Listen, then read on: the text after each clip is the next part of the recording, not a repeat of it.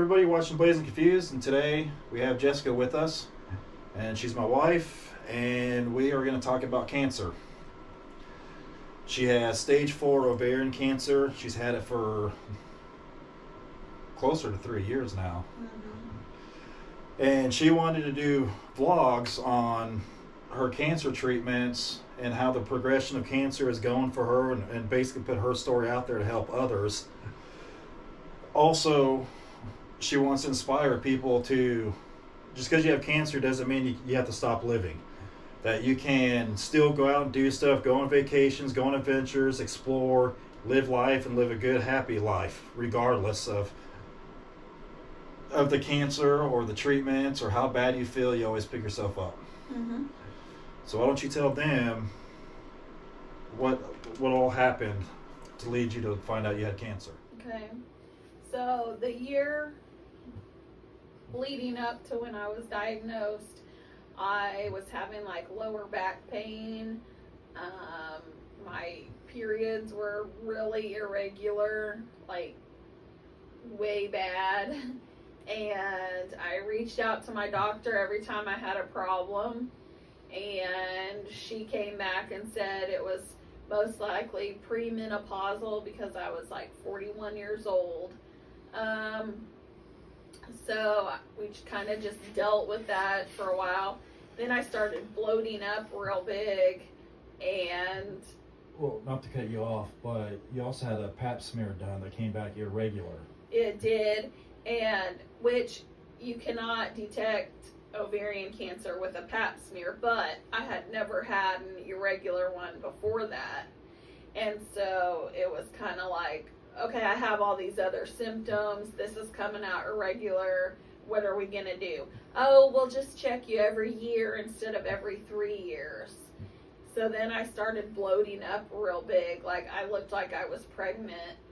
And the doctor's like, well, you're probably just constipated. No, I'm not constipated. Well, sometimes you can think you're not, but you are. Well, then I just kept bloating huge. And I reached out to my doctor again, like something is wrong. And finally she's like, okay, let's go do a CT scan. So we went. Well, before that, you went to the emergency room. Oh, I went to the emergency room because I was bloated up so big. And the doctor did an ultrasound and pretty much said, you have a fatty liver, lose weight. That's your problem. So then I just kept bloating up, got a hold of my doctor. Doctor said, let's do a CT scan finally. And so we did the scan, and then we went to eat at Olive Garden after, and then got a phone call. Hey, we found a mass on your ovary. The cancer hospital is going to be getting a hold of you. So. Well, and it wasn't just the large mass on your ovary. It was a blood clot right next to your heart also. Yes.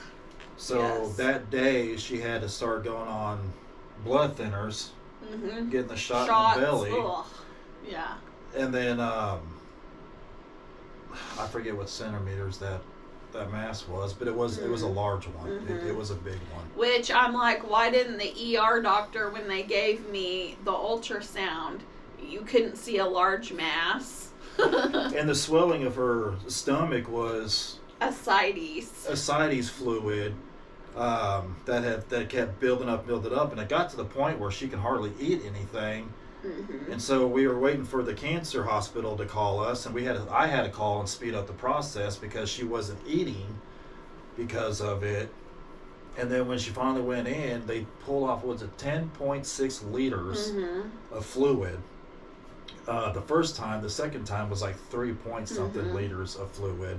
It was a lot. So it was, and this was over a course of probably 2 months that all this happened, And like we said before, you know your body better than anybody else.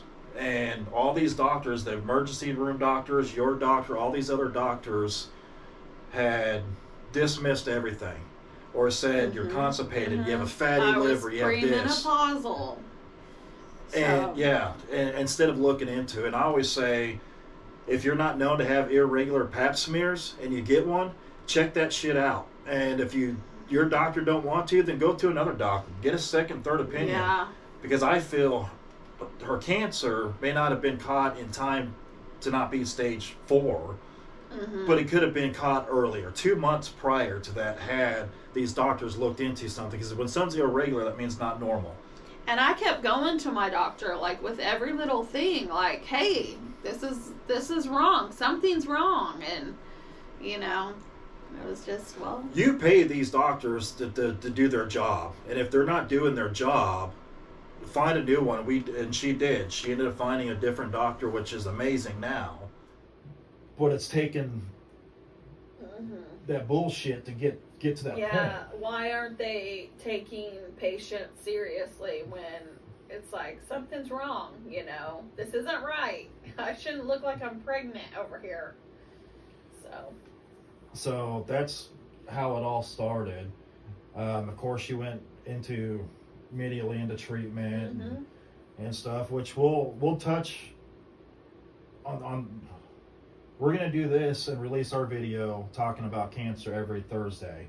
So once a week, we're going to get together and talk about it. Today, we're just kind of introducing what we're dealing with and stuff, but we'll go more into detail about how our daily lives are dealing with cancer, going through the process, stuff we've experienced, the good and the bad, in hopes that maybe somebody watches this and can learn from it. And there's a lot of things online about dealing with this cancer, but there's not a whole lot of people really getting down to the nitty-gritty and talking about it, on the emotions that goes through for not only her, but myself as the primary caregiver is pretty damn hard at times. The different processes that she has to go through with the different chemo treatments, because she's gone into remission, twice? Twice now. And, the cancer has come back. The cancer is currently active right now, and she's going through treatments, but she's had setbacks multiple times throughout this time that's hindered her treatments or stopped her treatments. The last scans that we had done, or she had done, it spread to a microscopic into her lung. She has scans coming up in 2 weeks, so we'll be able to find out in 2 weeks if the little amount of treatment she's been able to have, because like I said, she's had setbacks, especially this last 3 months. On where we're at, but that's basically what we're going to do with this. So Tuesdays is my buddy Derek and I, and we'll talk about random things. And then Thursdays we'll be talking about her cancer and giving her a voice to put out there into the world. What do you want to come of this? I just want people to be aware of like the symptoms, and if something's not right and you feel it's not right, like he said, if you need to get another doctor, then get another doctor. Make them listen to you. You got to be your own advocate. Yes. You can't just go by what the doctor. I've had instances with my medical issues where I've had to fight. They disregard it as this, and this, and then finally I got a proper diagnosis so I can treat mine properly. You got to fight for it, which is sad. You shouldn't have to, but you got to. And another thing we want to do is show. We'll be doing clips. We're going to film her life a little bit more. She does have stage 4 cancer. She does go through feeling tired, worn out, beat down, headaches. I mean, you name it, she goes through it. But you know what? She gets up every day and goes to work by her choice. We go on adventures all the time. We go camping, we travel, we go on weekend trips, we go boating, we do all kinds of stuff. And we want to share some of that with you, because if you're fighting cancer or any other kind of illness, you can still live. Yes. And if they're immobile, I mean, I know there's cases where they just can't. Yeah. There are cases, but like she has joined Facebook groups of people that have the same as hers, and they're constantly saying, well, I canceled this because of this. I canceled that because of that. When we don't know how much time we have, so live life. Go out and do adventures. See the world. Well, and everybody takes treatments differently. I've been really lucky that I can still but there are days, go. Yeah. There's going to be days you can't. That's understandable. I'm talking about the big picture is if you get diagnosed with whatever. Don't stop living. Don't stop living. You know, and if you have to be homebound or whatnot, make the best of it. Mm-hmm. You can truly make the best of it. She's been through a hell of a lot in the past almost 3 years, and she's still one of the most positive people you'll ever meet. You know, she keeps her head up, and we want to encourage other people to do the same. You know, there's going to be bad days, there's going to be shitty moments. But what do you always say when you have a bad day? You should not remember. It's okay to have a bad day, just don't camp there. Yes. For sure. That's another thing with all these treatments. My memory is just horrible. I'm like, huh? She has what they call chemo fog. Yes. And if you don't think it's real, I'm here to tell you firsthand, it is very real. It is very real. Even when I'm talking, sometimes I'm like, what's that word I want to say? So I've had to get her mind and decode her a lot. Yes. So, but anyways, that's kind of the initial of our story. We're going to keep it kind of short and simple this time around, and we'll film a little bit more of our adventures. I mean, I know it's winter time, so we're not going to be doing a whole hell of a lot, just because it's cold and we don't deal with cold very well.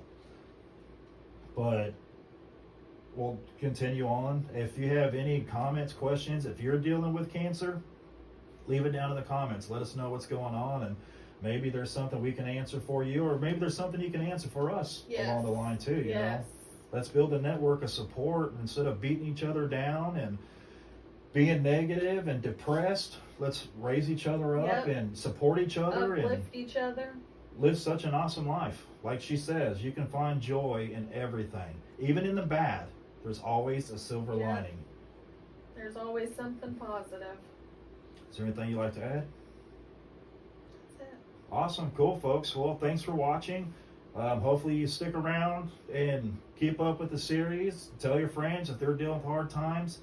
Have them contact us through our YouTube channel here, and let's work together. And you know, she's already established a lot of friendships through Facebook from all over the damn country. I don't know if it's worldwide yet, but I think so. Some of them overseas. But let's talk about it. Let's get down to the dirt, the stuff that nobody wants to talk about or too embarrassed to talk about. Some of it's going to be embarrassing, but it needs to be put out there. Somebody has to put these low points out there. Yep. So what better two people to do it than us? All right, cool. Thanks for watching, guys. Thank you. Hope you guys have a good rest of your week. Have an awesome weekend, and we'll catch you next week. Peace. Bye.